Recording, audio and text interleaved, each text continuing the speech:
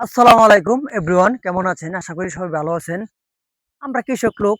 এই যে দেখেন ধান ক্ষেত লাগাইছি। আসেন তো দেখি। এই যে দেখেন, এই যে ধান ক্ষেতগুলা, এই যে দেখেন এইখানে আমি লাগাইলাম। এবারে ১ম চরবাঙ্গাইলা এখানে ক্ষেত করেছি। আমরা এই যে দিক দিয়েও দেখেন এই ক্ষেতটাও দেখেন সুন্দর কইরা।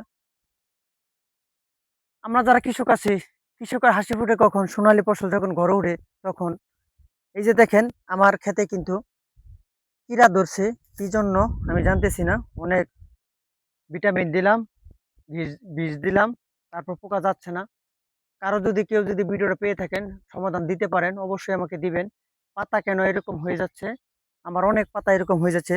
একটু দেখাও ভাই, এই যে দেখাও। এই যে দেখেন পাতাগুলা কিরকম হয়ে যাইতেছে ভাই, বুঝতাছি না। ধান খেতে আমার এটাই নষ্ট হয়ে যাচ্ছে।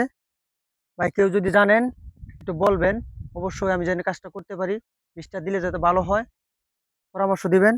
ভালো থাকবেন, সুস্থ থাকবেন।